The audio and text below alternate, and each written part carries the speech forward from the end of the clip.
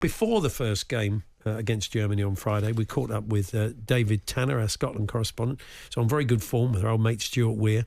And Alan McAnally is with David, although Alan's gone AWOL. I suppose he's kind of sort of crowd surfing amongst all the Tartan Army. See if we can track him down. But thankfully David's with us. Hi, David. McAnally has dropped the shoulder and lost me. He's coming later on. We're doing a big fan event tonight in Glasgow. 800 members of the Tartan Army being entertained by Alan McAnally and Lee McCullough. Looking forward to it tonight. The only thing that can spoil it, as ever with Scotland, is the football. Are there a few more tickets around for this second game, do you sense, David? Have some of the fans been able to get themselves into the stadium? I think there's the interest was mainly about the Germany game, given it was the opening game. I'm most excited about the Hungary game, which I'm flying out for that on Friday, because they are the lowest ranked team other than Scotland.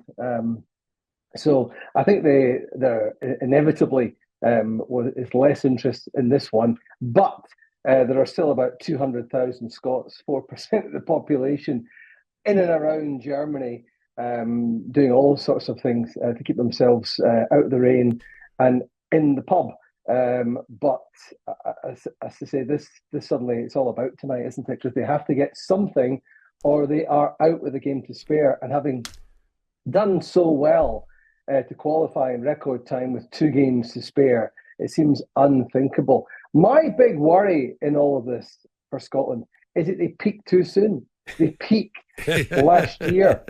Maybe. It's often said about the team that went off to Argentina in 1978 as Britain's only representative.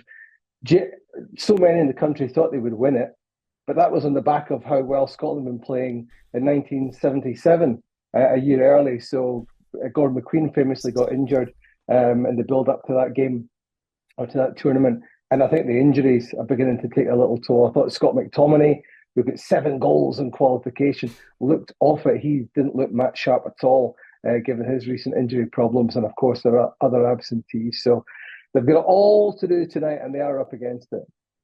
What have you made of Steve Clarke since the sort of defeat and his sort of chat in the build-up and the way he's been? Well, I wasn't impressed with him and his post-match comments on Friday night. He clearly wasn't impressed with himself either, because he unexpectedly appeared unscheduled in front of the media the next day. And he answered the questions properly, the way he should have answered the questions from journalists on Friday night after the game. So I thought he looked like someone who'd lost the plot, frankly, in Germany, in Munich, and he put it right the following day when he spoke to the press. So I've not been impressed by him. I'm a huge Steve Clarke fan. Let's be clear about this. He does make mistakes, though. He got the team selection wrong. His approach to media scrutiny was like the sort of thing that you would have got 30 years ago for managers who didn't do the media and were allowed not to do the media. So I think his track record for when he gets it wrong, as at the start of Euro 2020, he got it right in the next game at Wembley, as you'll recall. And I expect him to get it right tonight. As I say, Scotland need to get something from this game, and wouldn't a win be nice? Let's hear from Steve Clarke now. He said he is preparing for one of the toughest nights in his career. I think I've always said before, that's for the end of my career. I'll decide when I'm finished whether it's the biggest game or the biggest game ever in my career. So it's not really a question that I've ever answered before, and I'm not going to start now. Yeah, big challenge. Good team. They have a lot of good players, very strong through the spine of the team, defend well, don't give too much away, and good pace up front. So we expect a difficult night. There we are, quite understated. I mean, look, if you can get something from tonight, if you could get a hard-fought draw, as I said, Switzerland, that wouldn't be a disaster for them. They've already got 3 points in the bag. So they may just settle for that at some point. Who knows? I'm clutching at straws a bit, David, I know that. But still, a draw tonight makes the Hungary game like a big cup final, doesn't it? Oh, absolutely, absolutely. Listen, just give yourself a toehold tonight at the very least. Scotland did not turn up. Even the players themselves admitted they did not turn up. So I'm not belittling the team when I say that. They didn't turn up in Munich. They have to get it right Quite why they didn't turn up is absolutely beyond me. This Scotland team has hassled and harried opponents and got big results. They did not do that, so they need to go back to basics, revert to type, and frankly get it right. I look back on the build-up, and I said this at the time, whoever had the idea of having friendlies against France, the Netherlands and England right after a game against Spain away, whoever thought that was a good idea for Scotland, I think they need to take a look in the mirror about that one, because all it gave them was not so much experience of playing against the big teams, because I think they thought they'd stepped up a level and were closer to them. It gave them experience of losing to big teams. So this is a team, the Swiss, who are 19th in the world. They are not by any manner of means a big team. I would like to see Scotland show them no respect and get stuck in. I think Steve will have to change the team. I expect Billy Gilmour to come in midfield. The absence of him against the Germans meant that Scotland couldn't hold on to the ball. And I know there's a physical gap between wee Billy and the big German midfield. I get that. That might have been what he was thinking, but it didn't work. And on the right is an interesting one. Of course, we know that Scotland's first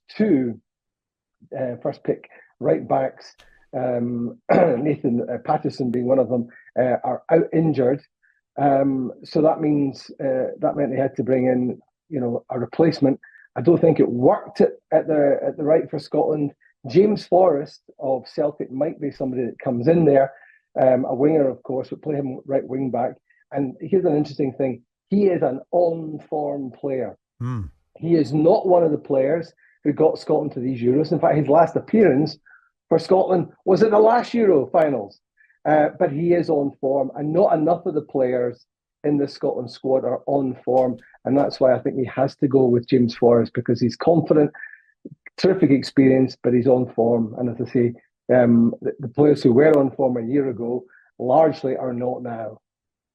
Well, enjoy the game, David. Give our best to Alan when you track him down. I hope the event goes well, and I'm sure we'll join you for a post-mortem. Hopefully the Euros are still alive for Scotland when we next speak.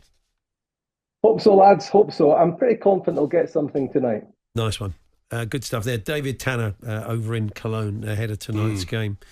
And we'll hear from Shabana Hearn in the Scotland camp a little bit later on as well. We're interested to hear from you, Scotland fans. Ahead of tonight's match, 03717 223344, talksport.com, text 81089 or tweet to TSHNJ, TSHANDJ. You can also leave us a voice note on 03717 223344 with your predictions tonight.